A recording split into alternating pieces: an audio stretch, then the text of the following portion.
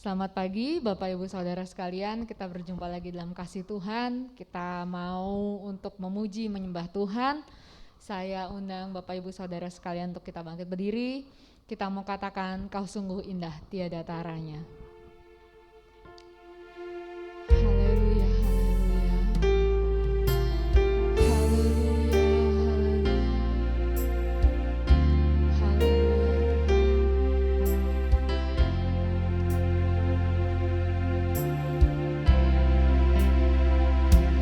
Kau sungguh indah tiada taranya, sungguh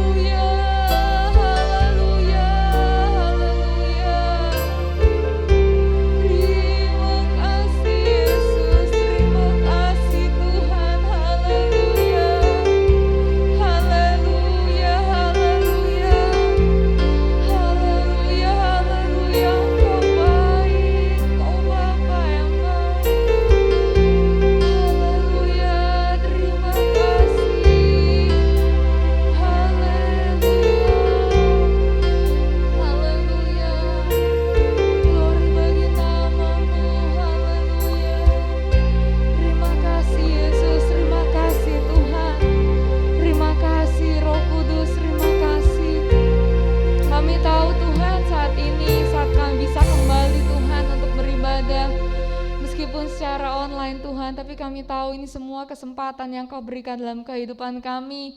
Biarlah kami boleh terus memberikan fokus kami, perhatian kami, persembahan kami hanya kepadamu ya Tuhan. Dalam ibadah ini Tuhan, biarlah kiranya Engkau yang disenangkan. Kami mau memuji, kami mau menyembah, kami mau memulai ibadah ini Tuhan. Dan biarlah kiranya apapun yang kami buat Tuhan, itu boleh menyenangkan hati Tuhan. Terima kasih Tuhan, terima kasih Tuhan. Dalam nama Tuhan Yesus Kristus kami siap mulai ibadah ini. Haleluya, amin. Silakan duduk Bapak Ibu Saudara sekalian, kita memuji Tuhan, kita katakan lebih dari pemenang dalam segala perkara.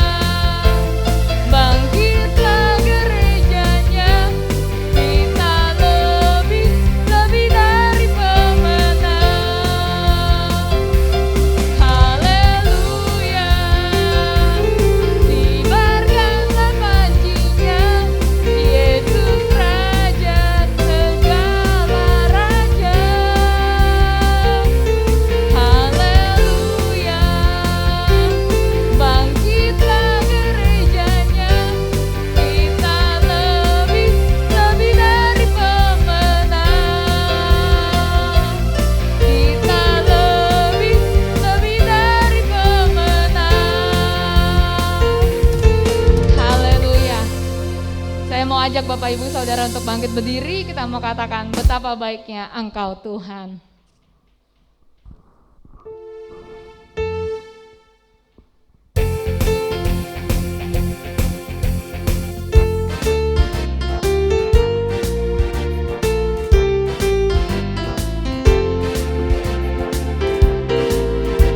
Betapa baiknya Engkau Tuhan, kasih-Mu tiada berkesudahan. Betapa mulia kasih-Mu Yesus,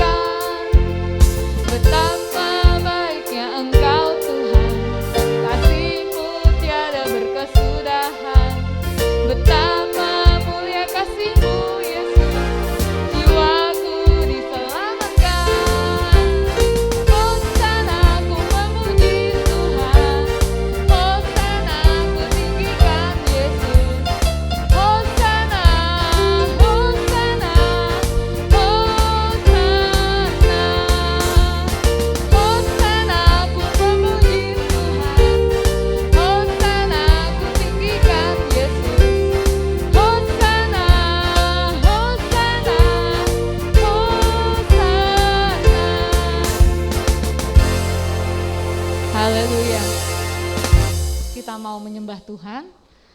Kita mau katakan bagaikan bejana siap dibentuk. Haleluya, haleluya.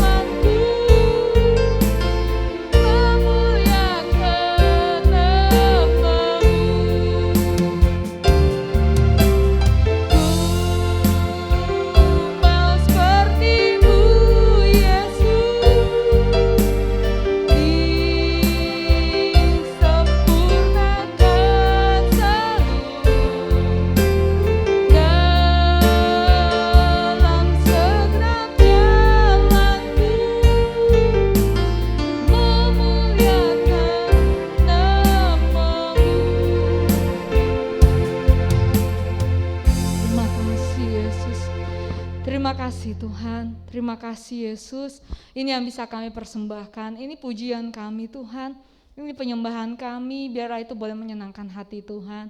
Sebentar kami siap Tuhan untuk mendengarkan firman-Mu. Biarlah kiranya firman-Mu boleh terus menjadi rema, menjadi kekuatan, menjadi pimpinan dalam hidup kami.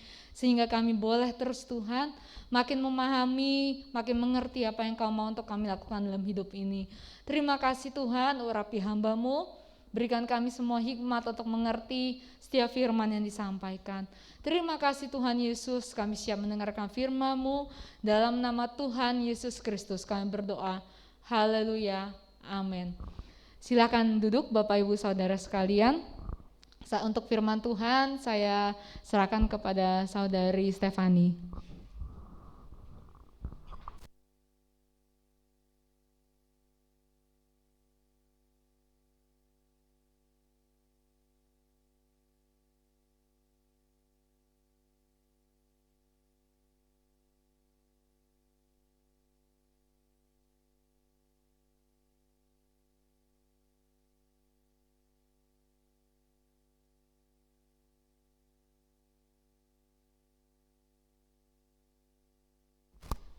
Puji Tuhan, selamat pagi Bapak Ibu Saudara sekalian. Syukur pada pagi hari ini, di kesempatan pada pagi hari ini kita mau mendengarkan firman Tuhan. Sebelumnya saya berterima kasih kepada Tuhan, terima kasih juga kepada Ibu Gembala sudah mempercayakan saya untuk memberitakan kebenaran firman Tuhan. Kita sama-sama belajar kebenaran firman Tuhan, dan walaupun kita belum pernah ketemu, saya yakin percaya bahwa Tuhan selalu menyertai setiap kehidupan kita, dan saya yakin percaya bahwa suatu saat kita akan bertemu di ibadah offline, dan mungkin untuk saat ini untuk kita ibadah online, tapi saya yakin percaya bahwa suatu saat kita akan bertemu di ibadah offline. Puji Tuhan, kita pada saat pagi hari ini kita sama-sama belajar kebenaran firman Tuhan. Kita sama-sama belajar terdapat dalam 2 Korintus pasal yang ke-12 ayat yang ke-9 dan ayat yang ke-10. Mungkin udah gak asing lagi bagi kita semua ayat ini. Kita sama-sama membacakan kebenaran firman Tuhan dalam 2 Korintus pasal yang ke-12 ayat yang ke-9 sampai ayat yang ke-10. Demikianlah firman Tuhan. Tetapi jawab Tuhan kepadaku, cukuplah kasih karuniaku bagimu, sebab justru dalam kelemahanlah kuasaku menjadi sempurna. Sebab itu terlebih suka aku bermegah atas kelemahanku, supaya kuasa Kristus turun menaungi aku. Karena itu aku senang dan rela di dalam kelemahan, di dalam siksaan, di dalam kesukaran, di dalam penganiayaan dan kesesakan oleh karena Kristus. Sebab jika aku lemah, maka aku kuat. Puji Tuhan. Judul kebenaran firman Tuhan pada saat pagi hari ini adalah di dalam kelemahan kuasamu sempurna. Kita setiap manusia memiliki kelemahan, betul? Ya, sangat betul sekali. Dalam hal apa? Banyak hal. Ketika kita dalam kehidupan kita, mungkin dalam pendidikan kita, dalam pekerjaan kita, dalam studi kita, mungkin dalam keadaan fisik pun kita ada kelemahan. Pasti. Belum ada yang sempurna di dalam dunia ini. Cuma Tuhan. Katakan bahwa hanya Tuhanlah yang menjadi sempurna. Ya kan? Kita sebagai umat-umat Tuhan, sebagai kepercayaannya Tuhan, kita dalam kehidupan kita, apa yang menjadi kelemahan dalam kehidupan kita?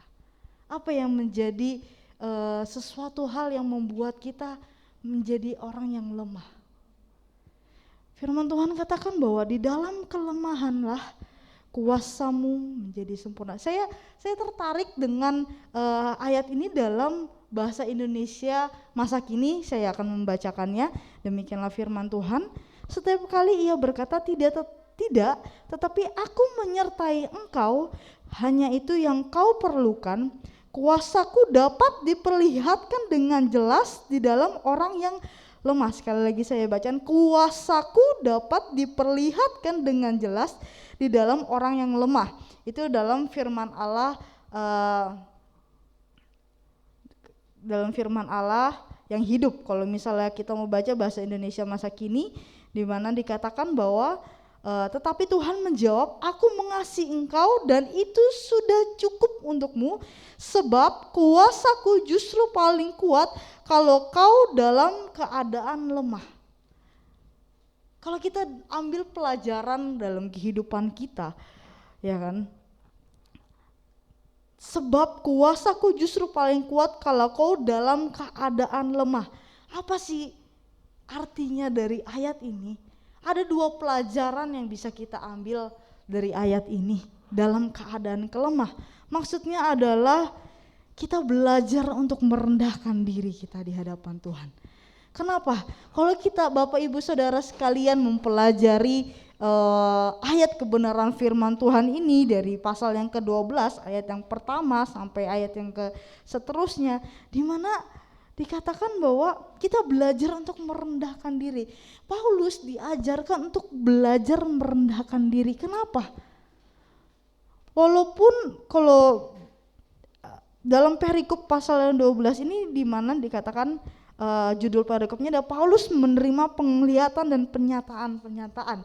Ini adalah suatu kebanggaan kalau misalnya kita dalam kehidupan kita dikasih karunia sama Tuhan. Itu pasti, atau enggak dikasih kelebihan sama Tuhan, itu pasti ada kebanggaan sendiri, atau enggak kita sudah menyelesaikan suatu hal yang mungkin benar-benar excited, yang benar-benar wow banget dalam kehidupan kita.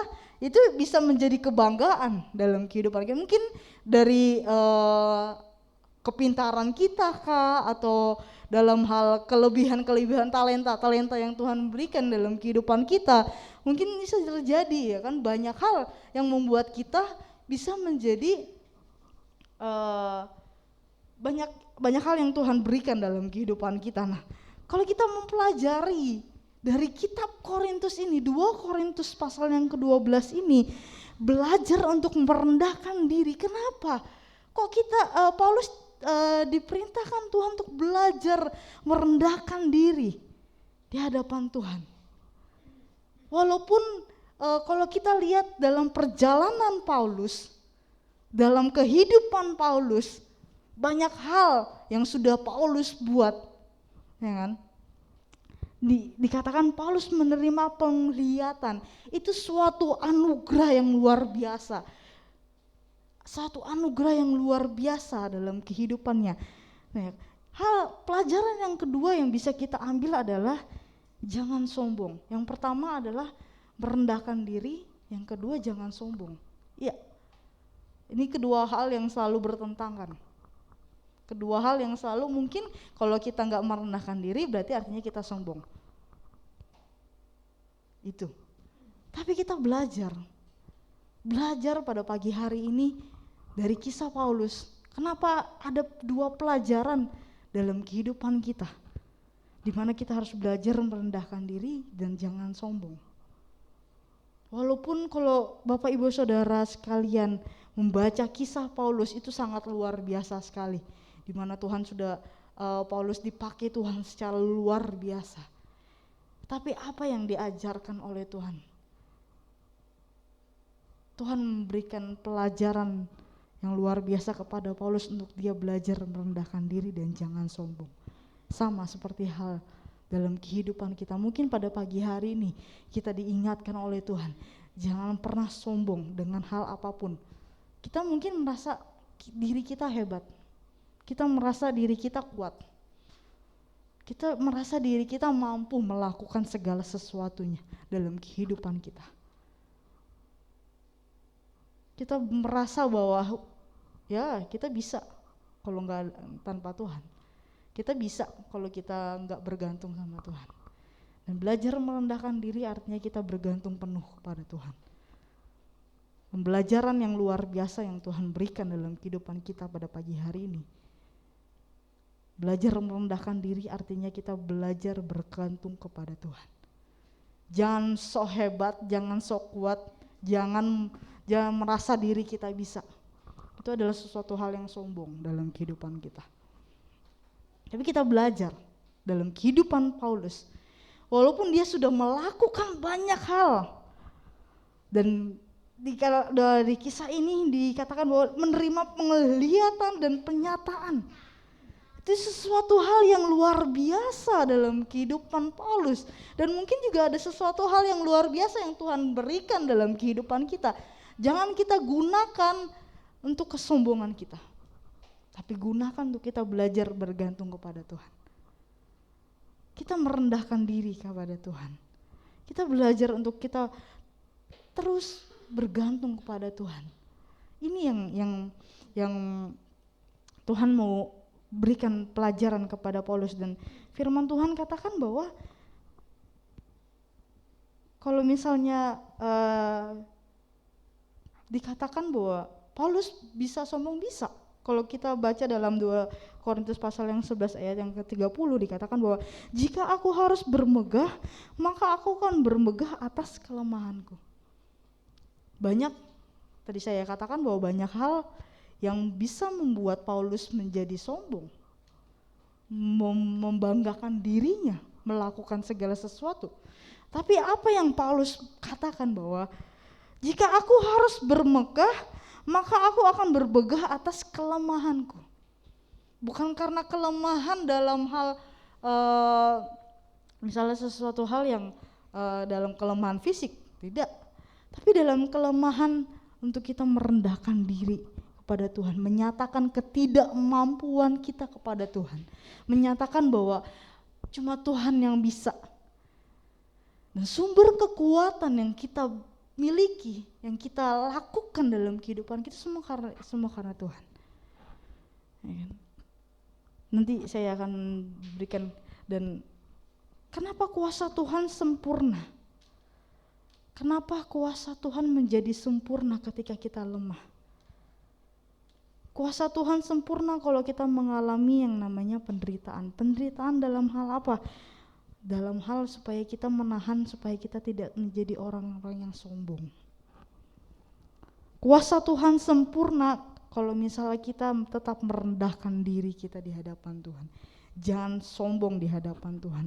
Dan seringkali hal sekecil apapun, mungkin tanpa kita sadari dalam kehidupan kita sehari-hari, ya kan, dalam kehidupan kita sehari-hari, ya kan, nih saya punya ini, kelebihan ini, saya talenta saya banyak, itu ada hal, mungkin bagi kita hal yang paling kecil, hal yang biasa kita lakukan dalam kehidupan kita sehari-hari. Kesombongan kita, aku bisa, ya contohnya bisa bermain musik, atau enggak kita bisa menjadi pemimpin pujian, ya kan, kita bisa digunakan sebagai pelayan-pelayan Tuhan. Nih saya mampu, bisa. Dalam hati kecil, ya kita memang orang lain nggak bisa melihat bagaimana ketulusan hati kita melayani, tapi Tuhan tahu. Firman Tuhan katakan bahwa Tuhan melihat sampai ke dalam mana hati kita. Kita belajar untuk mengintrospeksi diri kita. Apakah kita sudah benar di hadapan Tuhan? Apa yang harus kita banggakan dalam kehidupan kita? Semuanya milik Tuhan. Kalau dalam Yeremia, ya kan, pasal yang ke-9 ayat 23 sampai 24, apa yang harus kita megahkan dalam kehidupan kita? Enggak ada yang bisa kita megahkan. Enggak ada yang bisa kita sombongkan dalam kehidupan kita. Semuanya milik Tuhan. Apa? Kekayaan. Dalam pelayanan kita. Mungkin dalam fisik kita. Apa yang kita miliki? Semuanya dari Tuhan. Semua yang kita lakukan milik Tuhan. Terus apa yang harus kita sombongkan? Tuhan yang menciptakan kita, Tuhan yang memberikan kekuatan dalam kehidupan kita. Terus apa yang harus kita sombongkan dalam kehidupan kita? Enggak ada. Enggak bisa kita menyombongkan diri kita. Enggak ada yang bisa kita sombongkan dalam kehidupan kita. Semuanya milik Tuhan.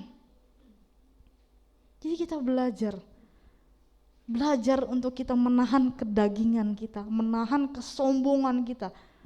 Mungkin hal ini sepele dalam kehidupan kita, mungkin hal ini mungkin dalam kehidupan kita sehari-hari kita nggak menyadari dalam kehidupan kita. Karena itu kita belajar untuk kita peka kepada Tuhan. Kita menyadari setiap perilaku dalam kehidupan kita, setiap tingkah laku kita, setiap apapun yang kita perbuat dalam kehidupan kita. Kita belajar merendahkan diri kita di hadapan Tuhan. Salah satu contohnya adalah ketika kita mungkin Tuhan memberikan suatu masalah dalam kehidupan kita, persoalan kehidupan kita yang membuat kita menjadi lemah. Terus apa yang harus kita lakukan? Datang kepada Tuhan, merendahkan diri kita di hadapan Tuhan. Belajar untuk kita bergantung kepada Tuhan. Belajar untuk kita menaruh sepenuh kehidupan kita ke dalam Tuhan.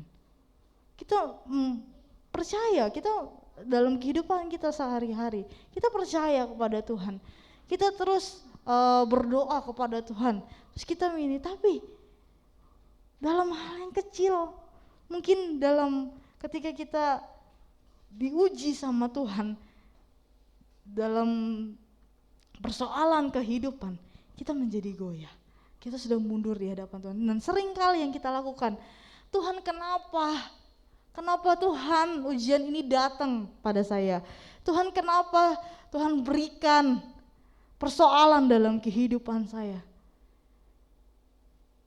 Tuhan memberikan sesuatu hal dalam kehidupan kita, ujian-ujian, persoalan dalam kehidupan kita, supaya kita bergantung kepada Tuhan. Dan kalau kita mempelajari hal yang kedua, yang kenapa kuasa Tuhan sempurna, kalau kita lihat dalam ayat yang ke-7 dikatakan bahwa, dan supaya aku jangan meninggikan diri karena penyataan-penyataan yang luar biasa itu, maka aku diberi suatu duri di dalam dagingku, yaitu seorang utusan iblis untuk menggocok aku, supaya aku jangan meninggikan diri. Dikatakan ada perkataan bahwa maka aku diberi suatu duri di dalam dagingku. Kita belajar duri di dalam dagingku. Kalau kita lihat duri di dalam daging itu adalah sesuatu hal, kelemahan kita, ketidakmampuan kita, rasa yang tidak mengenakan dalam kehidupannya.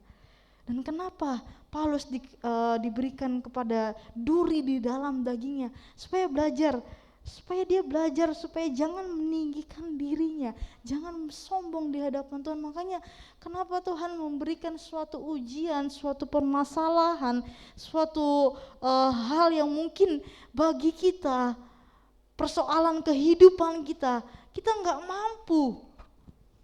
Kenapa Tuhan memberikan ujian seperti ini? Kenapa Tuhan memberikan masalah seperti ini? Tuhan tahu kemampuan kita, dan ketika Tuhan memberikan suatu ujian supaya kita belajar untuk kita tidak sombong di hadapan Tuhan, kita bergantung kepada Tuhan, merendahkan diri kita di hadapan Tuhan, dan menyatakan bahwa hanya Tuhanlah menjadi sumber kekuatan. Seringkali kita nyanyikan, satu-satunya yang kuandalkan, satu-satunya yang ku percaya.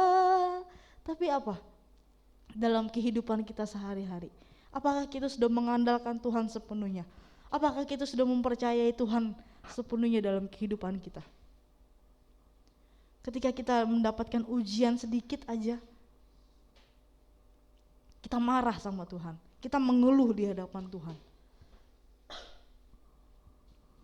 Tapi satu pembelajaran yang bisa kita ambil ketika suatu masalah dalam kehidupan kita, belajar untuk kita mensyukuri apa yang sudah Tuhan buat dalam kehidupan kita, belajar untuk merendahkan diri dan berterima kasih kepada Tuhan, berterima kasih, mengucap syukur di hadapan Tuhan. Mungkin gampang untuk kita perkatakan, tapi sulit kalau ketika kita sudah melakukan dalam persoalan dalam kehidupan kita. Seringkali dalam kehidupan kita, ketika kita dalam masalah kehidupan kita, apa yang kita lakukan? Kita marah sama Tuhan. Kita bertanya, selalu bertanya Tuhan, Tuhan kenapa seperti ini? Tuhan kenapa seperti ini? Tapi yang harus kita lakukan adalah kita menerima setiap apapun yang ujian, permasalahan dalam kehidupan kita. Karena apa? Ketika kita lemah, ketika Tuhan memberikan ujian dalam kehidupan kita dan kita belajar untuk merendahkan diri, ada kuasa Tuhan yang sempurna dalam kehidupan kita, di mana Tuhan memberikan kekuatan baru dalam kehidupan kita. Walaupun di tengah badai apapun, Tuhan yang memberikan kekuatan dalam kehidupan kita. Sampai kapanpun Tuhan akan memberikan kekuatan, kita mampu bertahan, bahwa sebab Tuhan yang selalu menolong dalam kehidupan kita. Dan hal yang ketiga, kenapa kuasa Tuhan sempurna? Kalau kita tidak menyia-nyiakan kasih karunia Tuhan. Kalau dalam ayat yang ke-9 tadi dikatakan bahwa tetapi jawab Tuhan kepadaku, cukuplah kasih karuniaku bagimu.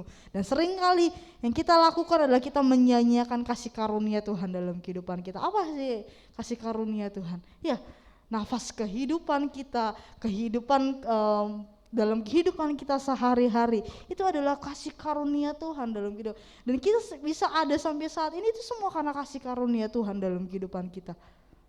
Dan seringkali kita menyepelekan kasih karunia Tuhan.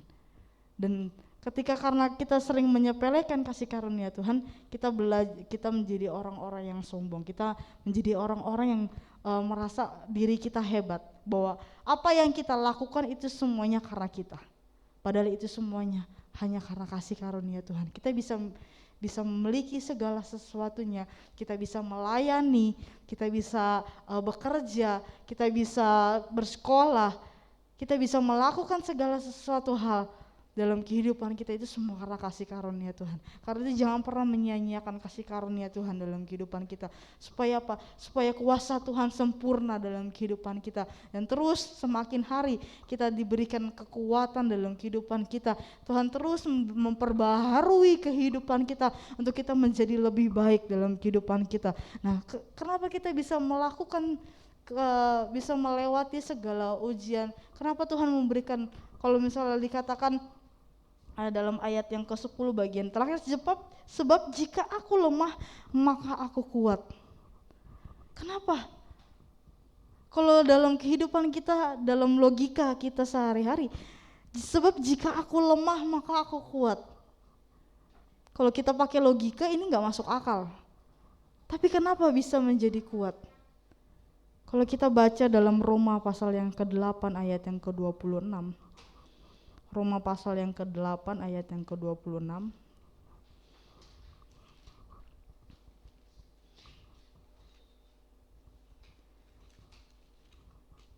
Dikatakan bahwa demikian juga Roh membantu kita dalam kelemahan kita, sebab kita tidak tahu bagaimana sebenarnya harus berdoa.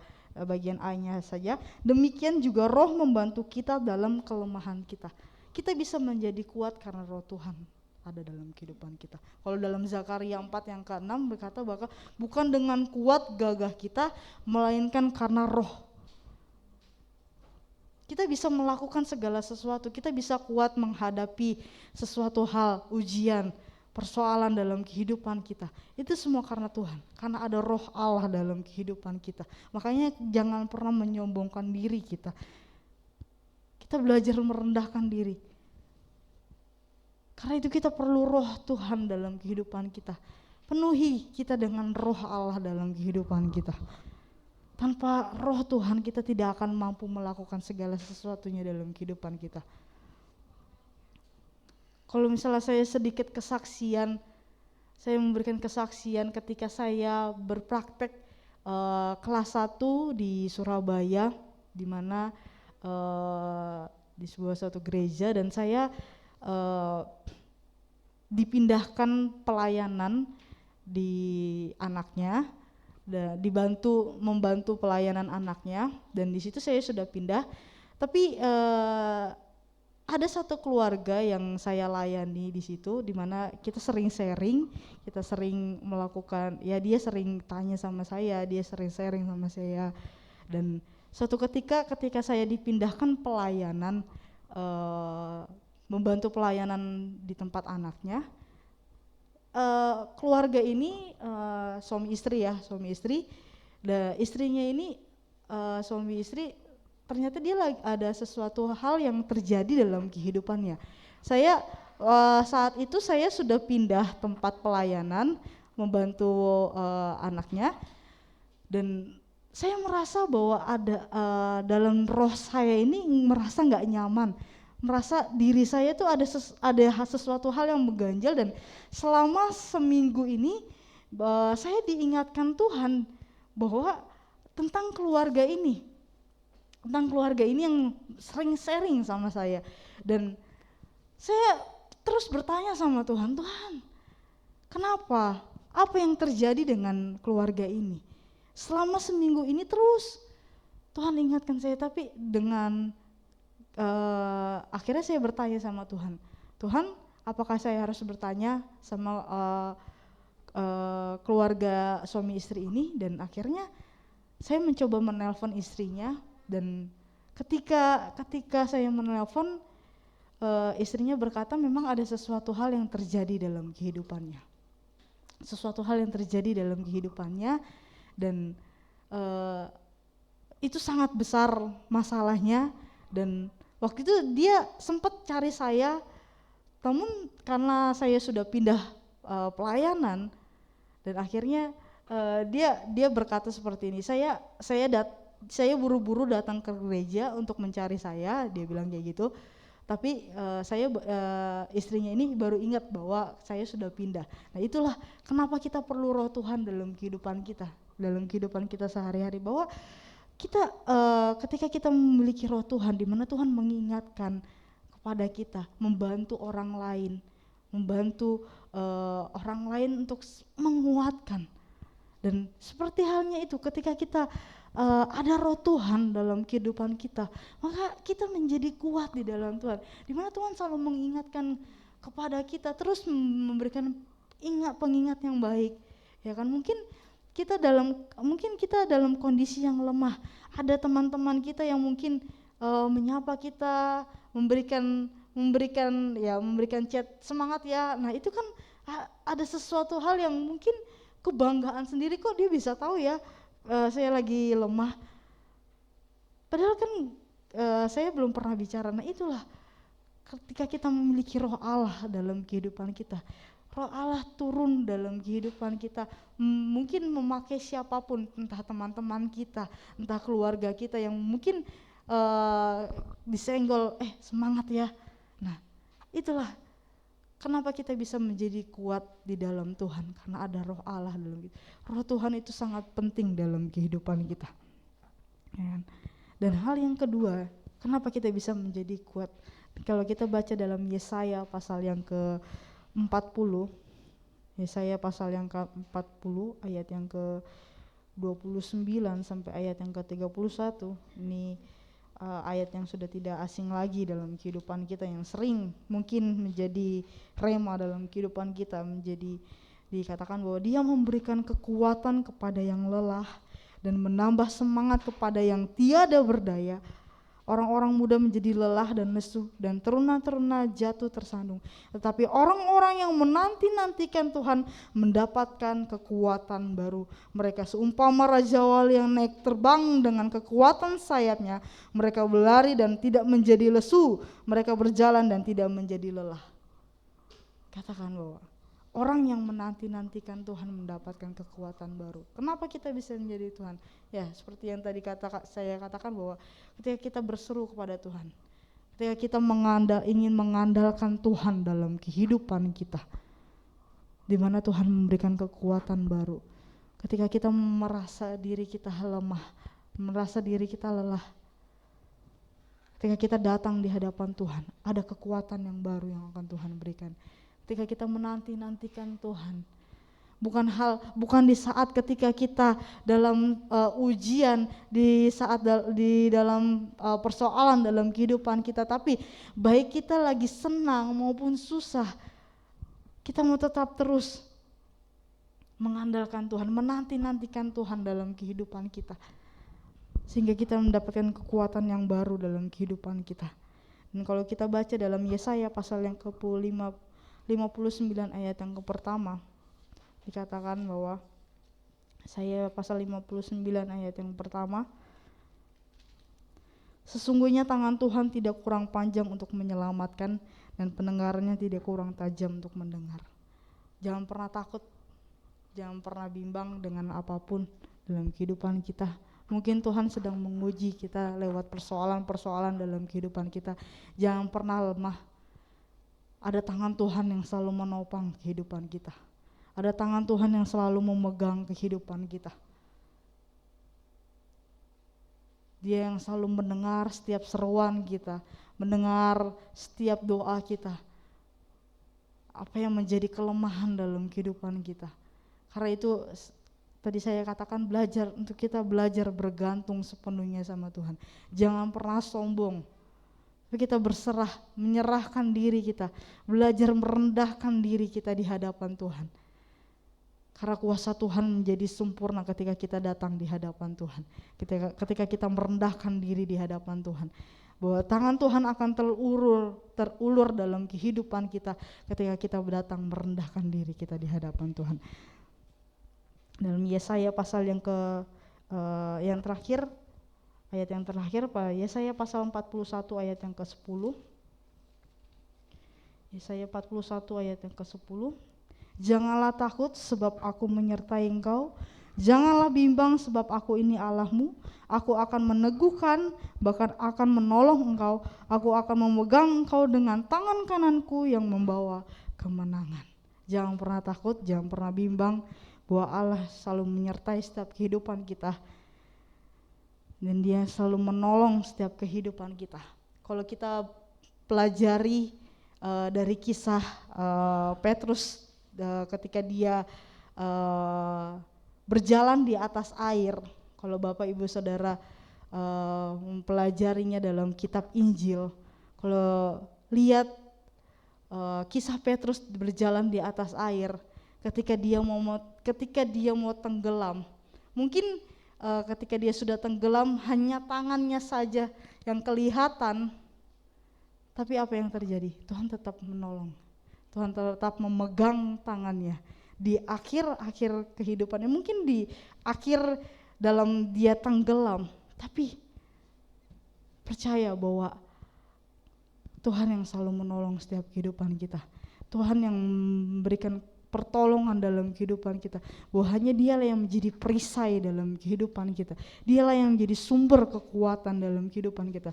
Kita bisa bertahan di setiap tekanan, di setiap masalah dalam kehidupan kita, karena ada Tuhan dalam kehidupan kita. Jangan pernah takut, Dia yang selalu menopang, selalu memegang setiap kehidupan kita.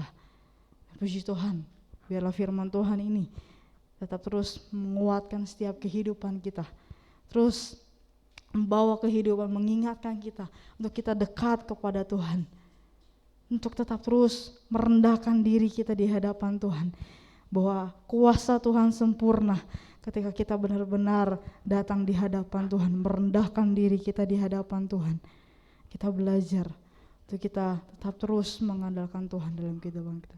Kita sama-sama bangkit berdiri, kita mau angkat pujian, Engkaulah perisaiku.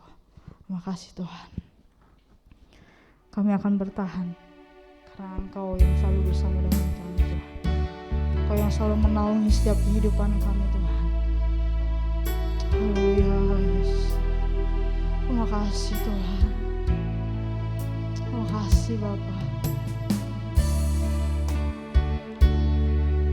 Perisaiku saat pada hidup menerpaku, firman-Mu di dalamku, pulihkan jiwaku.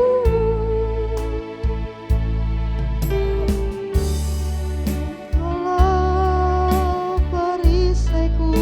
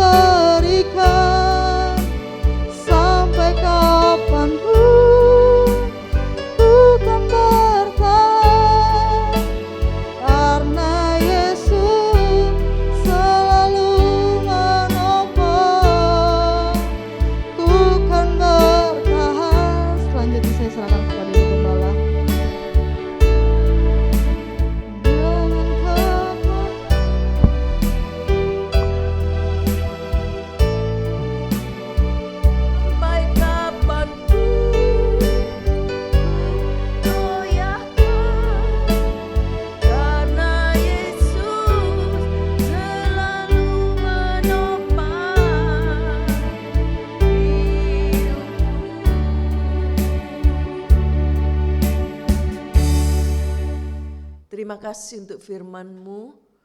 Kami yakin Tuhan bahwa kasih karunia-Mu cukup bagi kami.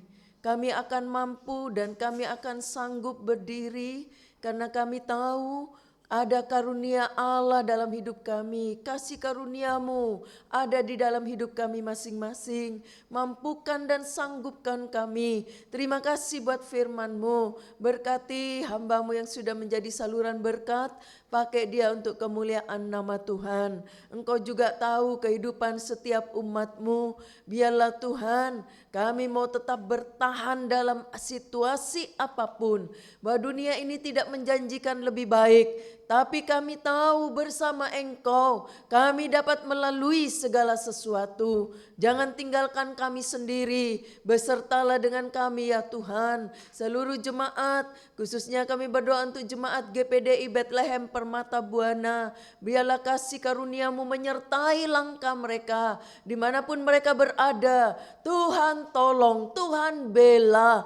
Yang dalam kesukaran keuangan, Tuhan buka jalan. Yang sedang oh Tuhan terjangkit penyakit apapun di dalam nama Yesus. Lepaskan dari setiap penyakit apapun di dalam nama Yesus. Kalau ada permohonan-permohonan doa, kerinduan-kerinduan untuk masa depan mereka, Tuhan berkati mereka semua.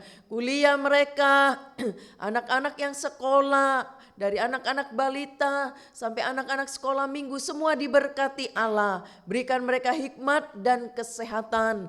Para kaum lansia yang ada, Tante Lina, Tante Liana, Ibu Yuli, sehat-sehatkan selalu. Biarlah mereka tetap ada dalam kemurahan Allah. Jagai mereka dalam hadirat Tuhan.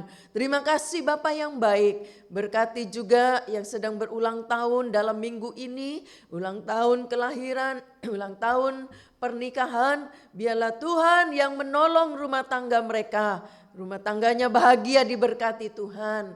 Kesehatan mereka, bahkan Tuhan berikan umur panjang sesuai kehendak Tuhan. Terima kasih Bapa yang baik. Berkati setiap yang sudah terlibat dalam pelayanan pagi hari ini. Siapapun dia yang sudah ikut dalam pelayanan online ini. Tuhan berkati mereka di dalam nama Yesus. Tangan-tangan yang juga memberi untuk pekerjaan Tuhan, baik para donatur gereja, mereka yang mengembalikan milik Allah perpuluhan, apa saja yang mereka sudah buat bagi Tuhan. Tuhan tidak pernah berhutang.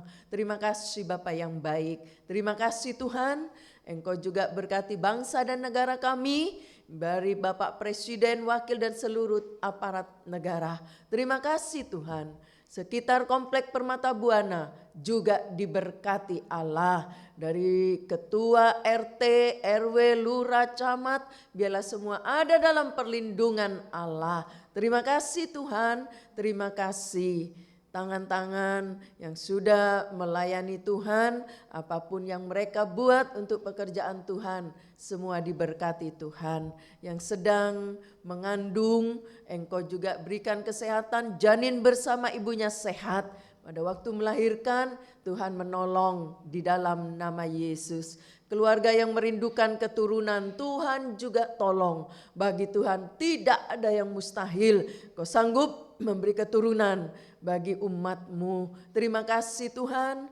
Jemaat yang sedang di luar kota dan yang akan keluar kota dalam minggu ini, semua ada dalam perlindungan Tuhan. Semua ditolong oleh Allah dimanapun mereka berada, dijaga dan dilindungi Tuhan di dalam nama Yesus. Sekarang saudara-saudaraku yang dikasih oleh Tuhan, terimalah berkat yang datang dari Allah Bapa, kasih sayang dari Yesus sebagai putra Allah yang tunggal, bahkan bimbingan penyertaan Roh Kudus boleh menyertai kita sampai selama-lamanya.